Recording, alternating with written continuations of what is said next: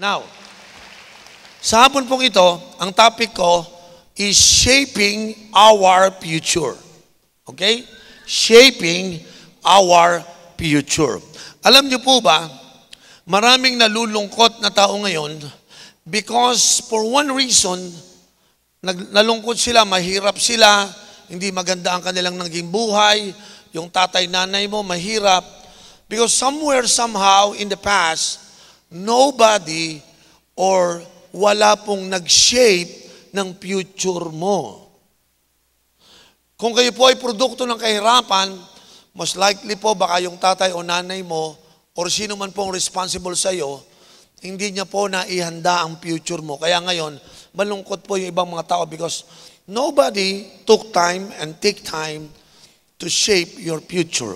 Alam niyo po ba, nakalagay po sa Bible ang Jeremiah 29 verse 11, ang sabi niya, "For I know the plans that I have for you, declares the Lord, plans to prosper you and not to harm you, plans to give you hope and a future." God, bago ka palang ipinanganak, alam mo ba si Lord, sinyape niya na yung future mo. Sabi pa nga niya, no, "For I know the plans I have for you, declares the Lord. Plans to prosper you and not to harm you, plans to give you hope and a future." Ako po bilang isang pastor, kinikriticize po ako ng maraming mga tao dahil ako daw ay nagtuturo ng prosperity. Sabi ko, paano kung hindi magtuturo? Yan ang sinabi ng Panginoon. Inihanda ko na ang maganda niyong future. Pag sinabi mo magandang future, ganito po yun. Wala kayong pambayad ng kuryente, wala kayong pera, hindi kayo makapagpaaral. Ang ganda ng future. Amen? Hindi ganun ang future na sinasabi ng Diyos. Ano yung future? Ang future ganito. Yung hindi ka kinakabahan kung ano ang babayaran mo sa loob ng 1 taon. Amen? Sino sa inyo may feeling na ganito? Huwag ka mag-alala. Yung asawa mo, one day, hindi na nag-iisip ng pambayad ng kuryente, ng tubig, pang matrikula ng anak. Bakit? Settle na yan, tapos na. Pinrosper ako ni Lord, nakahanda na yan. Amen. Kasi po, hindi lamang po tayo sinisave ni Lord sa Espiritu, pero lalo sa lahat, pati sa physical, nililigtas din tayo ng Panginoon. Hindi po pwedeng puro spiritual lang ang blessing natin. May kasama po talagang physical na blessing. Amen. So doon sa mga taong nagsasabing mali daw yung tinuturo ko na mag-prosper ang mga Christian, sabi ko, hayaan ko kayong mainggit. Amen? Yung mga nagkikriticize sa akin, inggit na inggit. Kasi hindi sila makakuha ng blessing kasi hindi sila naniniwala. Sino ito naniniwala, kailangan ng pamilya mo ng blessing, prosperity. Amen? So yung mga nagkikriticize, sasabihin mo, mainggit lang yun. Di ba? Now, shaping your future is our responsibility with God. Ang ating Panginoon, gusto niya na maganda future mo. Pero dapat ikaw, marunong kang mag-shape ng future mo. Tama po ba? Nakakalungkot po, bakit kahit mga Kristiyano, mukhang parang hindi maganda ang future? Ha? Bakit hindi? Pastor, parang hindi maganda future. Ako po, ang tatay nanay ko, nanganak po siya 11. Ang laki po ng pamilya namin. At napansin ko sa tatay ko, trabaho siya ng trabaho, ang goal niya lang, mapag-aral kami. Sabi sa akin ng tatay ko, pag kayo nakatapos ng pag-aaral, kahit mamatay na ako, mawala kami ng nanay mo, but at least I was able to shape yung future mo. Hindi ko nakakalimutan yon. Sabi niya, life is too short, Oriel. Don't make it ordinary. Life is too short, don't make it ordinary. Nung sinasabi po sa akin ng tatay ko to, parang sabi ko, o nga no, ba't ko gagawing ordinaryo? Sino sa inyo, ang buhay mo ngayon ay ordinaryo? Well, sa lahat po ng mga ordinaryong buhay, pag sinabing ordinaryo, sinasakyan mo ordinaryong jeep, hindi ka makasakay ng taxi, hindi ka makapag-Uber. Di ba? Lagi na lang under, di ba? Parang ganun ba? Yung yung kape mo lagi na lang 3-in-1, pag nakakakita ka ng Starbucks, naglalaway ka lang, ganun. Kasi you're too ordinary. Di ba? Tama? Pagka yung mga kaibigan mo, tara, mag-ano naman tayo, mag-out of town. Ikaw, lagi kang out. Sila out of town, ikaw laging out. Kasi wala kang pera eh. Tama po ba? Para sa akin, ang mga Kristiyano po, We have to learn to shape our future. Ang Dulos for Christ ay may future.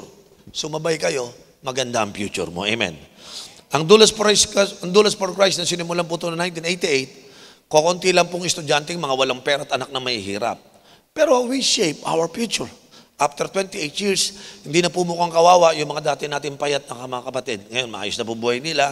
Iba dyan, may bahay na, may trabaho, maganda, may business, may negosyo, may sasakyan. Kasi po, na-shape yung kanilang future. Now, sa tanghali pong ito, o sa hapong ito, gusto ko makita po ninyo na merong kang future. Sabi mga sakti mo, merong kang future. Yan, meron yung future. Totoo po ba yung mga kapatid? Pero sino sa inyo nakaranas ng magandang pangitain, pero ang pangit na ngayon? Taas yung kamay. Yung ang pangit ngayon, maganda bukas. Yung ganun bang buhay? Yung, bakit ganito, Lord? Ang ganda-ganda sa may plano ka. Bakit ngayon pangit? Let's be practical. Marami yung mga tao, they begin to punish their future because of their present situation. You cannot allow yourself to punish your future because of what happened in your life today. Or even what happened to your life yesterday. Marami mga tao, hindi na sila nagpaplano ng future sa Tagalog kasi masyado na silang nasaktan sa mga nakadilang nararanasan. Alam mo yung tatay ko, kung alam mo lang kung sino tatay ko. Nakita yung testimony isa, pinanganak po ako sa mundong ito na hindi ko kilala tatay nanay ko. Lumaki po ako, nakatira lang po ako. Buti na lang, ako po yung nakakilala sa Panginoon. Kung hindi nakakilala sa Panginoon, tuloy-tuloy na. Bakit? Because of some of you are suffering from your past. Some of you are, struggling with your present situation. And it seems that there's no hope. Kaya nga po yung prophetic song na kinaawit natin kanina, hope rise up, faith rise up, heart rise up, because God is with us. Amen. Tama po ba? Lahat kayo mga taga-dulos o guest po kayo dito, wag ko kayo matakot sa future. Tutulungan tayo ng Diyos sa ating future. Amen? Tama po ba? Now, ano ang pinaka-key? Listen to this. Ano po ang pinaka-key para na-shape ang ating future? Very simple. 3 important words. Huwag niyong kakalimutan to. If you want to shape your future, number 1, you have to prepare yourself. Number 2, you have to prepare yourself. And then number 3, you have to prepare yourself. Yan po yung 3 step para maihanda mo ang future. The word is preparation. Come on! Amen? Sino sa inyo willing ihanda ang iyong future? Taas yung kamay. Now, tingnan niyo po, buksan natin ang 1 Samuel chapter 16 para makita niyo po paano ang paghanda ng future. Okay? There was one person, ito po, prophet, no? Isa pong man of God, pero kinakailangan siyang gabayan ng Diyos sapagkat yung future ng Israel ay naka-at stake. So, mababasa niyo po sa 1 Samuel chapter 16, verse 1 na pinuntahan ng Diyos ang isang propeta sapagkat meron siyang ginagawa na hindi tama na makaka-apekto sa future ng bayang ng Diyos. 1 Samuel chapter 16, verse 1. Ano sabi po dito? The Lord said to Samuel. Who is Samuel? Samuel is the prophet of God.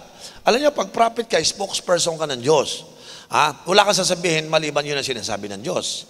Pero ito, si Samuel ay hindi siya magsasalita. Siya yung kakausapin kasi siya yung personal. So the Lord said to Samuel, how long will you mourn for Saul? Since I have rejected him as king over Israel. Fill your horn with oil and be on your way, for I am sending you to Jesse of Bethlehem. I have chosen one of his sons to be king. Now, sandali po. Si Samuel, ang background niya po, siya po yung propeta, siya po yung ginagamit ng Diyos para mag-install, mag-anoint ng king. Apparently, dito po sa chapter 16, tapos na po niyang inanoint na maging king itong si Saul. Unfortunately, may tao talagang inanoint ni Lord, binasbasan ng Diyos, pero nagkalat. Tignan mo yung katabi mo. Sabi mo, ingat ka. Sabi mo, inanoint ka na, baka magkalat ka din. Sabi mo sa kanya, sige. Posible ba na mga taong tinawag ng Diyos, maganda na future, nagkalat pa, nawala ang future?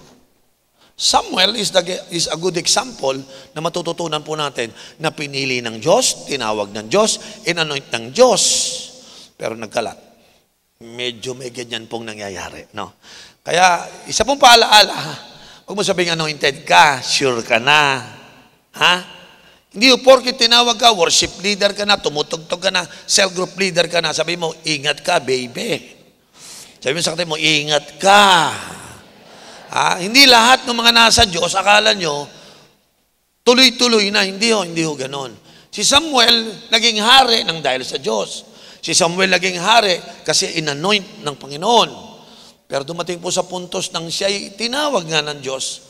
Pero siya ngayon ay iniiyak na nung nag-anoint sa kanya.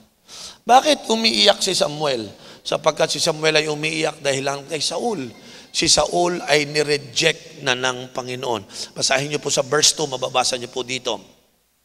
Ano sabi po ng ating Panginoon? Verse 2, how can I go if Saul hears about it? He will kill me. Yun po ang ina-expect niya na. Take a heifer with you and say, I have come to sacrifice to the Lord. Sabi niya. Mahirap pong kausap nung panahon ni Saul. Pumapatay na po si Saul. Yung taong nag-anoint sa kanya, yung leader niya, ngayon, gusto na niyang patayin yung kanyang leader.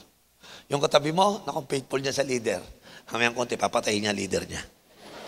Bakit? May ganun po talaga. Kaya kung di kayo mag-iingat, paubay-ubay, yes, pastor. Hamayang konti, patayin natin si pastor.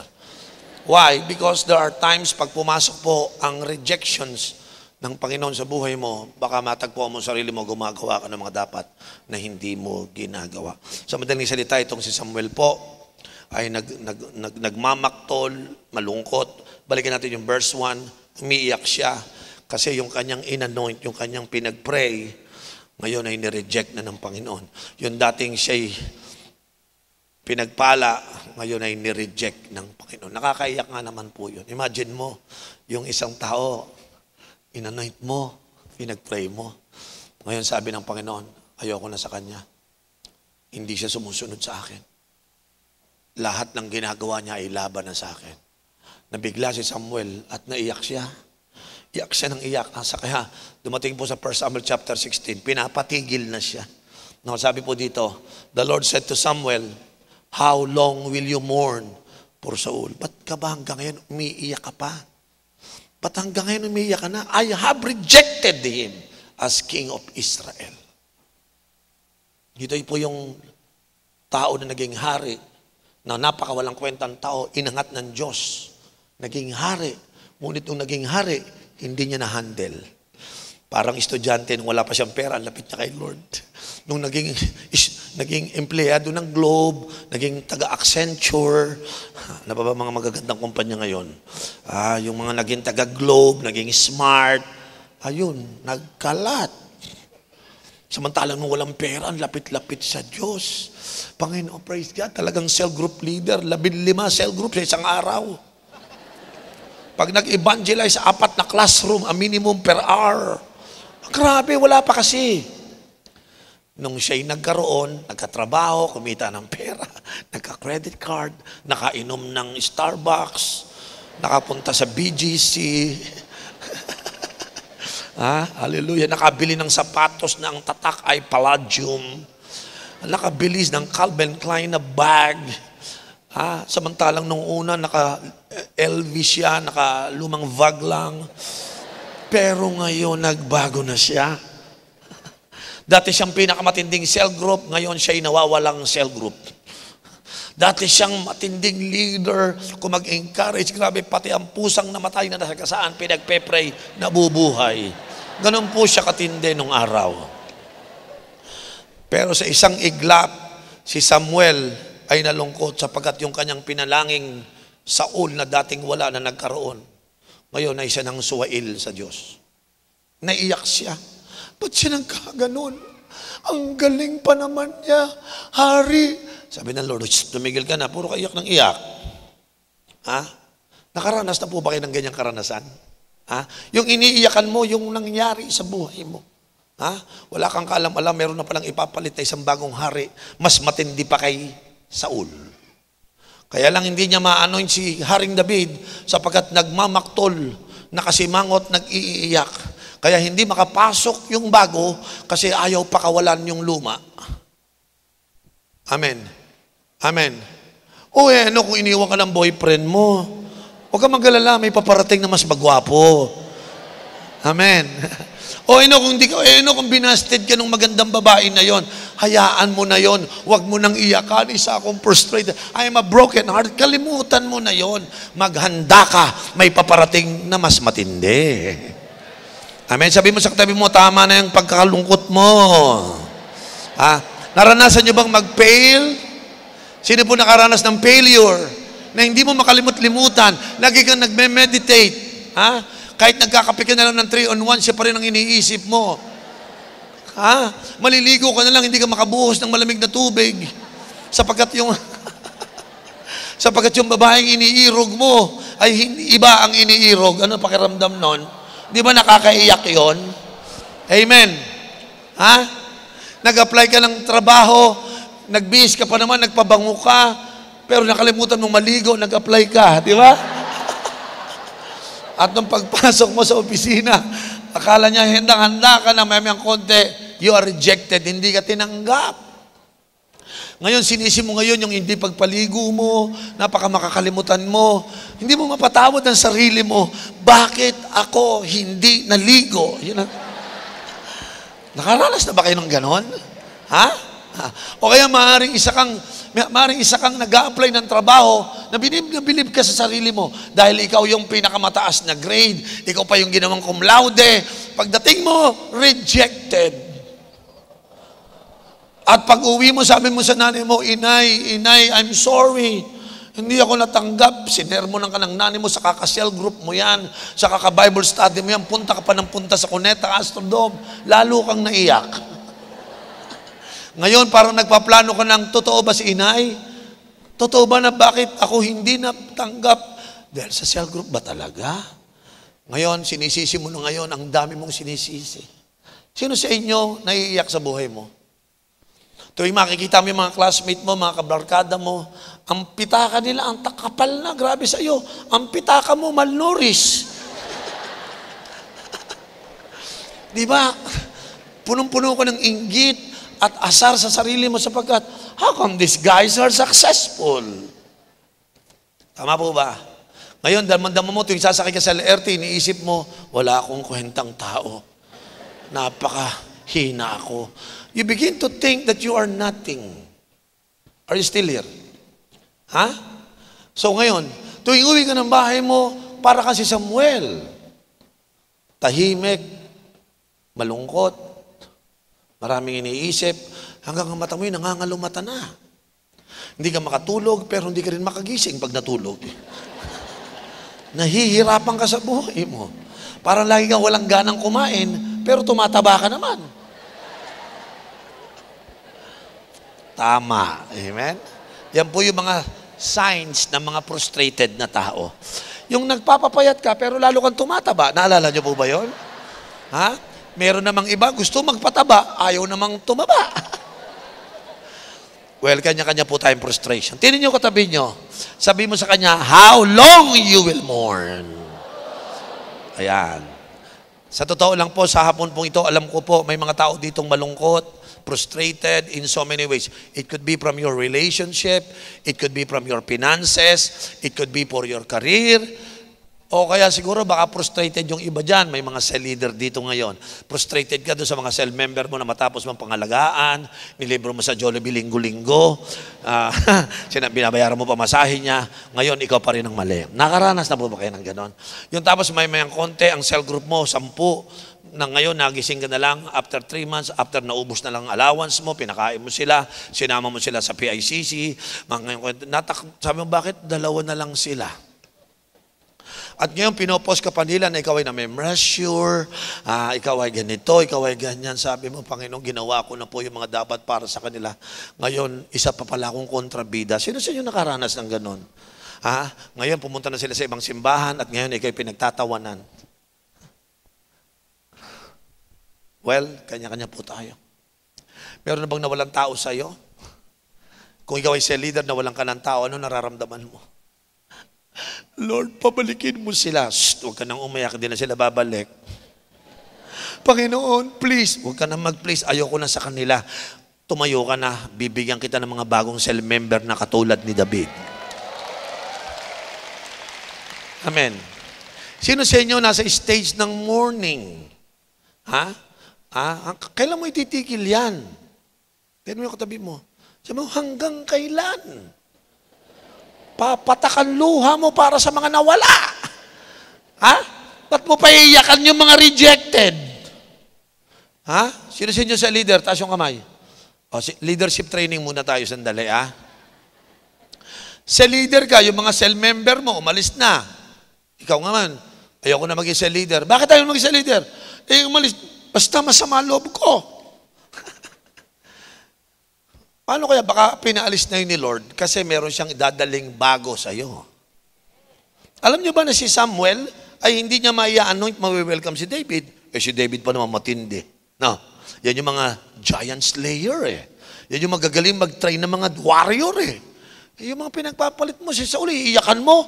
Eh wala sa kalangking yun nung magaling na dadali sa kanya ng Diyos. Kaya bandang ulay si Samuel, sabi niya, o nga, ba't nga pala ako umiiyak doon sa mga lokong tao na yun? Samantalang may paparating palang bagong David. Alam niyo po ba? Makinig kayo mabuti. Ang cell group mo sasabog lalago. Kasi paparating na si David. Pero tumigil ka munang umiyak. Huwag mo na silang isipin. Sabi mo sa mo, kalimutan mo na sila. Iniiwan ka na nga nun, iniisip mo pa. Kita mo, ikaw, hindi ka na nga iniisip ng mga yun eh. Ha? Hugot, number 1. Bakit mo sila iisipin? Hindi ka naman nila iniisip. Tama po ba? Bakit? E di kung ayaw ninyo akong isipin, iniwan nyo ako, goodbye. And I will be getting ready. I will fill my horn with oil so that I'll go there and to prepare myself to anoint the David of my life. Dapat ganun ang dating sa atin. Amen. O ano, kung dinanggal ako sa trabaho, bakit ikaw lang ba ang kumpanya sa buong mundo? Ha? Amen. O bakit, kung hindi mo ako nagustuhan, bakit ikaw lang ba ang babae dito? Bakit? Ano sa palagay mo? Simula pa lang ng creation, ba lang ang meron? Aba, 20,017 na ngayon. Ibig sabihin, nagkalat na ang creation ng Panginoon. And I am excited to meet my new David in my life. Amen po ba? Ha? Come on. Sabi mo sa kanila, huwag na tayo malungkot. Magsaya tayo ngayon. Mag-celebrate tayo sa Doulos for Christ. Patay na si Saul. Wala na si Saul. Failure natin, wala na. Ubus na yun. Huwag na natin buhayin. Mga bumalik pa siya, lalo ka maproblema. May mga leaders tayo, nung nandito sila, walang ginawa, sumakit ang ulo mo. Naawa na habag na siya si Lord. Tinanggal, umalis na. Akala niya siya umalis. Di niya alam. Siya pinaalis ni Lord. Madaming ganyan. Nung ako nagsimula ng G12 dito sa Doulos for Christ, 200 lang members natin. Ang umalis, 60. Binilang ko eh. Naku po, lungkot na lungkot ako. Sabi ko, Lord, ano ba talaga? Sabi mo, magpapalago ng church, ba't naubos? Alam mo, sabi sa akin ng Panginoon, Oriel, pag hindi ko inalis yung si 60 sa church mo, hindi makakapasok yung 10,000, yung 20,000. Sabi ko, si Lord, ubusin mo na kung gusto mo, basta makapasok lang. Nabay, totoo nga. Nung nawala na yung mga, alam niyo na, yung mga reklamador, yung mga pasaway, nawala na sila, nagpunta na sila. Yung ibang church, tuwan-tuwan, nagpunta sa kanila yung mga members ng Doulos. Hindi nila alam, it's a trap. So, nawala na ako ng problema, naglayasan na. So, alam mo kaya ang church ng Doulos for Christ. Ngayon, nagkaka-meeting po kami, minsan yung mga Christian, hindi ko naman sila inaaway eh. Kinalimutan ko na lang sila, hindi ko sila tinandaan. Minsan, nagkikita kami sa kali, sabi sa akin, Pastor Oriel, kamusta ka na? Naku, ito yung lumayas, tanda ko, kilala ko mukha nito. Oh, siyempre, be courteous, di ba? Okay naman. Pastor, kamusta church? Sabi ko sa kanya, nabigla naman ako. Mabuti simula nung nawala ka. Ay, pastor naman, oh. Di ba, hindi, sa totoo lang, okay kami. Talagang, ewan ko ano nangyari, simula talaga nung mawala ka. Eh kasi yun naman po talaga totoo. Simula nung mawala yung mga Saul, gumanda na ang mga simbahan. Kasi nagdatingin na yung mga David ko. Sila, ano nyo na, sila Herald, yun yung mga David ko dito eh. No? Sila Romeo, sila Kuya Junyo, sila Jun Abogado. Grabe, ang titindi. Diyan sila Marlon, sila yan yung mga David ko, mga giant slayer yan. Eh kasi yung mga naglayasan, ang tinutumba lang nun, pansit tsaka spaghetti. Ubus talaga pag kumain. Pero ito mga bagong mga David na in-anoint ni Lord. Hanggang ngayon kasama ko po. 12 years na tayo nag-G12. Look at this church. Buti na lamang hindi ako nagmaktol. Sabi sa akin ng Panginoon, kung iniyakan mo pa hanggang yun na walang 60, hanggang ngayon wala ka pa rin members. Pero alam nyo, kinalimutan ko na lang. Alam mo, pag alis pa nila, sinisiraan pa ako. Keso guwapo daw ako, keso... Kung ano-ano pinagsasabi. Eh ako... Wala akong masasabi kung yun ang sinasabi nila sa akin eh. Tatawa ho yung anak ko. Yan ang magagawa ko. So, marami silang, of course, as you know, negative. Minsan, ipopost ka pa sa na ganito, ganyan. Sabi ko, Lord, buti na lang wala na sila. Ngayon, hindi ko na sila iniisip. Sino sa inyo handang hindi mo na isipin yung mga failures mo? Yung mga taong umalis sa'yo, hayaan mo na yun. Encourage ko kayo. Because right now, you're about to shape your future. So excited, you want to shape your future. You cannot shape your future according to your past. You should never punish your future based on your past. Yung iba naman kasi alam mo, yung pag nalulungkot ka, naiisip mo sila, alam mo, wala na siya. Siya lang nagpapaligaya sa buhay ko. Bakit? Araw-araw ko niya, kinikilitigan niya? Hindi naman Hindi, ang Diyos ang nagpapaligaya sa atin. Amen. Hindi po tao. Ngayon, minsan po, pag nawala yung mga tao sa atin, yung mga close friend natin, wag lang silang mawala. Gusto natin silang sumama. Kaya nga pinawala. I learned to stand on my own during that time. Walang pera, ang dulos for Christ. Yung mga mayayaman na umalis, mga members na may pera. Nung nagkaroon ng pera, iniwan ng walang pera, nakikikain sa akin. Nung nakakain na, may pera na, pambili ng pagkain, iniwan ako. Ako na lang mag-isa. Sabi ko, ang hirap nito. Parang gusto kong sabihin, how can I live without you? Hindi ko sinabi. Sabi sa akin ng Panginoon, stop mourning for your soul. I want you to go. And then sabi sa akin ng Panginoon, fill your horn. Nabasa niyo po yan? Pakilagay mo nga kapatid. Ang sabi ng Panginoon, stop mourning. How long you will mourn? I have rejected him as king over Israel. Fill your horn with oil and be on your way. Alam niyo po, sa Bible, pag sinabi pong horn, yung bang, alam niyo yung kalabaw, o kaya yung mga ox nung araw, nilalagari nila yung yung horn na yon. Pag nakakita po kayo ng mga ox, o kaya mga malalaking bull, ang power nila nasa horn. Yun ang kanilang protection. Pag sila nakipag-away, hindi sila naninipa, horn ng panglaban. Kasi ang channel ng strength nila nandun sa horn. So horn in the Bible is the picture of natural strength. Ngayon, kinukuha nila yon, yung horn na yon, symbol of strength, saka kumukuha sila ng anointed oil, nilalagay dun sa loob ng natural oil. Parang sinasabi, yung natural strength na horn, lalagyan mo ng supernatural power. So yung horn, dapat malakas po yun, kaya ganito yun. Sabi ni Lord, wag mo lang si Saul, kalimutan mo na yon. Rejected ko na siya. I want you to fill your horn. Kasi po yung horn niya, empty. Walang lakas. Alam niyo po ba, na pag kayo naging Kristiyano, maraming mga kumukuha ng lakas sa'yo. At ang pinakamatinding kumukuha ng lakas sa atin is frustration. Discouragement. Pag nakakita ka ng isang nagninegosyo na pinangakuan ng malaking negosyo, tapos walang nangyari, naku pare, nakakapanghina. Nakakapanghina. Yung mag-a-apply ka ng trabaho, nang akala mo makukuha ang posisyon, yung pala, hindi mo makukuha. Nakakapanghina. You know what? That's why we have to learn how to handle frustration. We have to learn how to handle discouragement. Because discouragement and frustration, yan po ang nagpapahina sa isang Kristiyano. Siguro naman po, nakaranas na po kayo ng frustration. Isa po sa frustration ko, when I find out the people whom I love is leaving me. Nakakahina ho talaga. No? When I expect on these people and the people are not delivering my expectation, nakaka-discourage po. But you know what? During my frustration, during my discouragement, during my failure, diyan po nagiging empty yung horn ng life ko. Ibig sabihin, mahinang-mahina po ako. I cannot fulfill my duty. I cannot shape my future. Ang nakakalungkot po, pag minintain nyo yung weakness na yan, ng discouragement. May mga tao po, tumatagal ang discouragement sa kanila, 5 taon, 10 taon. Yung iba, 10 taon na, discourage pa rin.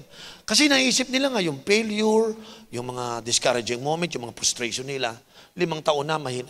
Alam nyo po, pag 5 taon kang frustrated, 5 taon kang discouraged, mahina. And because you are so weak, I'd like to ask this question, how can you shape your future kung ikaw ay mahina? Kaya sinabihan ng Panginoon, kasi he was mourning.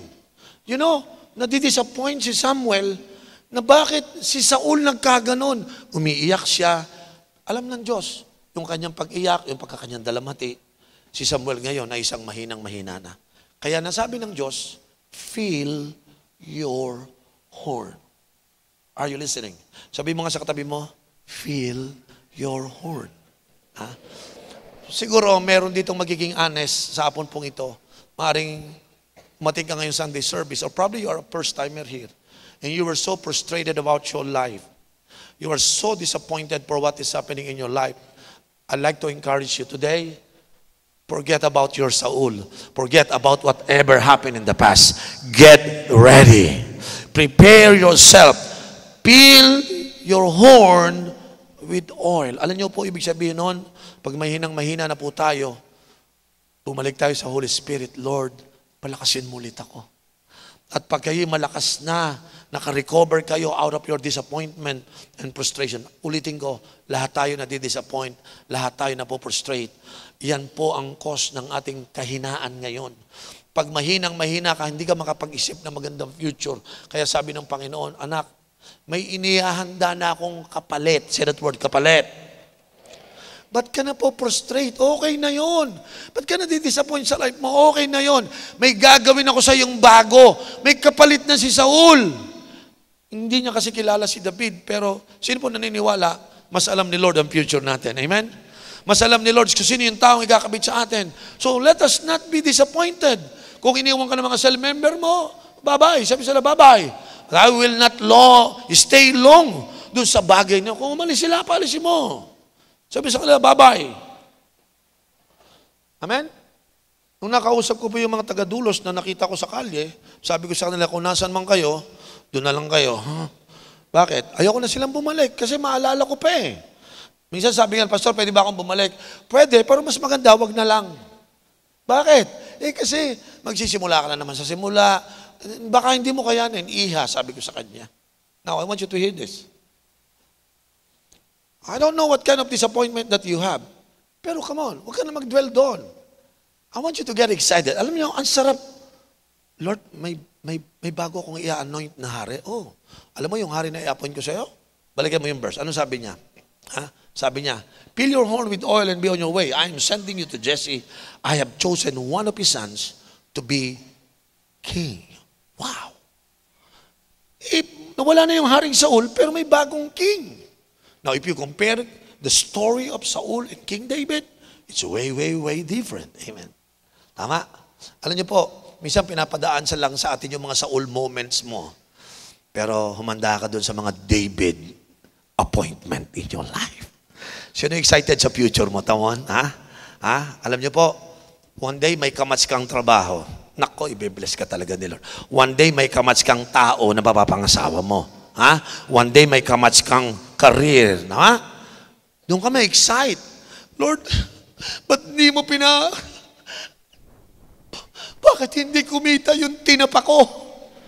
Baka may ibang magandang negosyo. Amen po ba? Amen? Lord, bakit hindi ako pumapasa sa subject ko? Baka ibang course.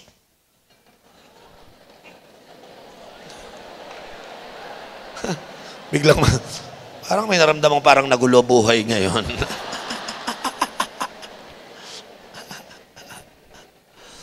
Kasi naman po yung iba kasi kung mangarap, sablay Gusto maging singer, hindi naman siya marunong kumanta. At gusto maging dancer na hindi naman nasayaw. Come on. Sino po naniwala? David is coming upon our lives. Sino excited na i-anoint mo si David? Mga cell leader, ako, magsaya kayo. Magtataka ka, may darating ng mga cell member. Yung bago mong cell member, yung mga mukhang amoy tupa, yung amoy tupa pa. Ano ba naman tong cell member ko? Saan ka ba galing? Galing po ako sa anong university mo? University of Wilderness. Ha? Ano yung sabihin? Ano mga trabaho mo? Magtutupa po ako. Kaya pala amoy tupa ka, magtutupa ka sasama po ako sa iyo. Yan na. Ha? Ano ba ginagawa mo? Alam mo, may kukwento po ako sa inyo. Minsan po may mga bear, napatay ko. Grabe pala to. Ang payat-payat nito, pero medyo gwapo naman, pero pumapatay ka ng leon. Pag may pagkakataon po. Bear, nakatatlo po ako. Ganun ba? Oo. Sandali, sino po yung nakatayo dong malaki? Si Goliath yan. Ay, ang sarap patayin. Ha? Lahat nga kami natatakot dyan eh. Ay, ako hindi. Because iba po si David. Alam niyo po, bakit mo mamimiss yung mga maling tao na naindyan na paparating yung mga tamang tao? Ha? Sa lahat ng mga leader, humanda kayo. David is coming on your way. Because God has replaced those people in your ministry. God will provide new people. Ha?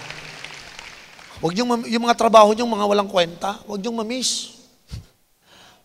Pero sanay na ako.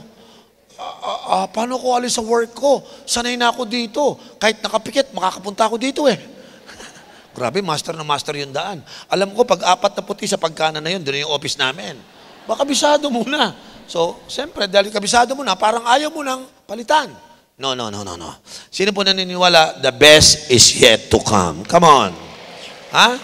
Kaya, sa hapon pong ito gagawin ko, mananalangin po tayo. Ha? Sino dito kaya mong i-shape ang future mo? Ha? Sino dito willing i-shape ang future? Ulitin ko, ang future hindi na sa shape. Kung isipin mo palagi yung past. Yung failure mo, yung disappointment mo, yung discouragement mo, ay hindi makakatulong i-shape ang yung future. May mga tao, may mga trabaho kayo na ngayon ay ginagamit ninyo o ginagawa ninyo, pero hindi po dapat yan ang inyong pagbalingan ng pansin. Meron pang mas magandang dadating sa buhay mo. Amen. Doon sa mga kumikita ng mga 50 mil, may mas maganda pa dyan. Sininiwala may paparating na nahanap buhay na trabaho o job na kaya kang sweldohan ng 100,000, 200,000. Huwag mong iyakan na pag tinatakot ka ng amo mo, mawawalan ka ng trabaho sa halagang 50,000. Oh my God, ang laki nun. Ayun pala, mamimiss mo 250. Amen. Sabi sa akin, nung ako po'y magpastor, nang hinayang lahat ng classmate ko, kasama ang tatay ko, ba't ka magpapastor? Kaya ka nga pinag-aral ng architecture para maging arkitekto. Iba po yung shape ng future ko eh. Nagpastor ako, ang sweldo ko 80 pesos tuwing Sunday. Sabi ko, Lord, ang hirap naman. Nag-asawa po ako after 3 years, 1991, pinakasalan ko yung asawa ko. Kaganda. Alam nyo, mahirap mag-asawa ng maganda. Pangit pag nagutom.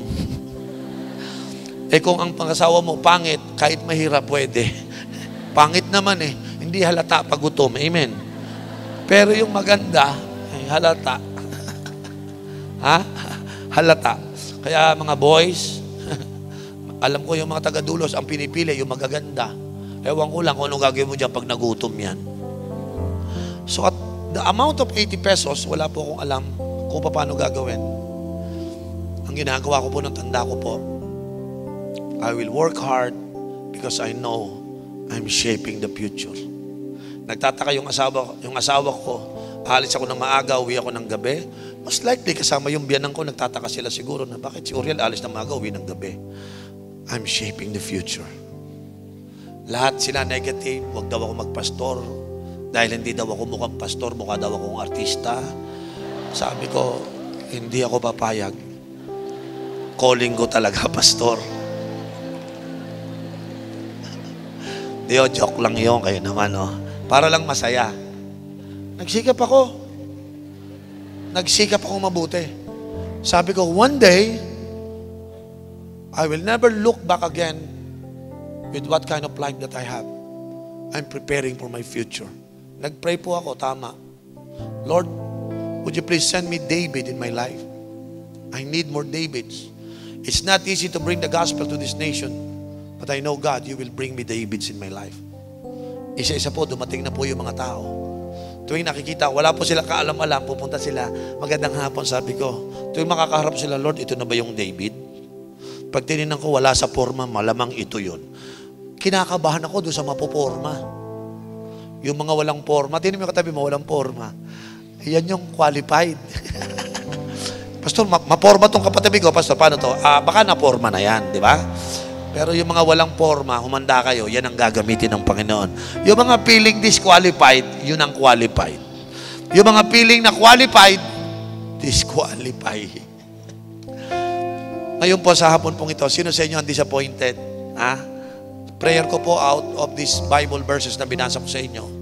Gusto ko makita, kaganda ng future ng bawat isa sa atin. Let's shape the future with God. Amen? But you cannot shape the future kung merong nakahang sa heart mo, those people, those failure, those experiences in the past. Pag minamuni-muni mo pa yan, it will never help you to shape the future. Kaya nga po, kung na-disconnect na po yung mga tao, mga friends ninyo, o yung mga disappointment na nangyari, just throw it away, okay? Sabi mo sa katabi mo, tapon na natin yun, wala na yun. Huwag nyo nang iyakan as if parang namimiss mo. Pero kapag namimiss, alam mo, namimiss kong ma-discourage. Namimiss kong mag-fail. Huwag mo nang mamiss yun. Merong maganda. Sino sa inyo naniniwala sa gabing ito na merong magandang inihahanda ang Panginoon sa atin lahat naman? Ito gawin natin. This evening, before we close, I want to surrender every failures, every discouragement, even disappointment. Because before you leave this place, you are getting ready to meet your new Davids in your life. Amen? Ito gawin natin. Lahat na may disappointment, may problem ngayon, nalulungkot ka, I want you to go to the altar and let's just surrender everything to God. Para paglabas po natin, empty-handed na tayo, ready na tayo to prepare ourselves and to shape our future. Amen? At the count of 3, lahat po ng mga may failure, may discouragement, may disappointment, just come to the altar right now. And I want you to surrender all those things before God, because God will do something about in your life. Hallelujah. Wow. Marami atang frustrated pala, no? Pero God will turn your mourning into dancing. Hallelujah. Amen? Sige po, lapit po kayo lahat. Naku, kadami, Lord. Kaya pala ito pinapapreach sa akin ng Panginoon eh. Alam nyo, sa totoo lang, may magandang future na nakaabang na sa'yo. Amen? Tama. Tinin mo yung katabi mo. Ano kaya future niya? Ang kaganda, no? Ganda, oh. You got a good future, man. I tell you. Just get excited. Ganda ng future mo. Get excited. Now, huwag kayong uuwi. Nadala pa yung disappointment. Please. It never helps you. May mga tao nag-frustrate sa'yo. It can be men or women. Okay na yun. Tapos na yun eh. Sabi mo nga sa katabi mo bago tayo manalangin, stop mourning. May mga meron dito mga nag-fail, matindi failure mo, okay na yon. Stop mourning for that failure. Sino dito may disappointment, dumating, tara simba tayo, bakit? I'm so disappointed. Well, I know you're disappointed, but I want to tell you this, it's not good for you to dwell on that. Just surrender that to God. Amen? Alam nyo, sa hapon pong ito, lahat ng taga-Dulos, lalabas kayo sa Cuneta Astrodome na nakangiti. Because you know why? Grabe, ba't ko iniiyakan nga naman yun, ano? Ang ganda pala. Sino yung mamimiss mo pag patuloy kang umiiyak? Sino yun? Paparating pala yung the man after God's own heart. Ba't mo namimiss yung lalaki na yun? Hindi naman yun ang man after God's own heart. Yan po ay para sa mga babaeng na-frustrate sa kanilang love life. Sabi mo nga sa katabing babae, the man after God's own heart is coming to you. Amen? Pastor, hindi mo lang alam, 3 boyfriend na ako, disappointed na talaga ako. Well, they are not the right person for you. Amen? Sino sa inyo disappointed sa isang hari? Leader mo yun. Huwag kang mag-alala, bibigyan ka ng Lord ng bagong leader.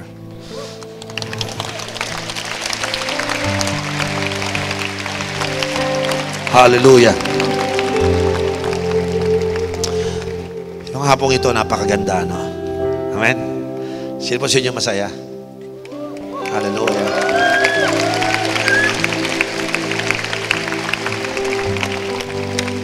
I want to bring the message of hope in your heart. I don't want you to be disappointed. Just come to God. God will never disappoint you. You know, gusto ko sabihin sa inyo, napoprostrate si Samuel because of what Saul has done. Pero wala siyang makita na meron palang kapalit na si Saul para ma-form yung future na gusto niyang Israel. And God need to intervene just to tell him, stop mourning.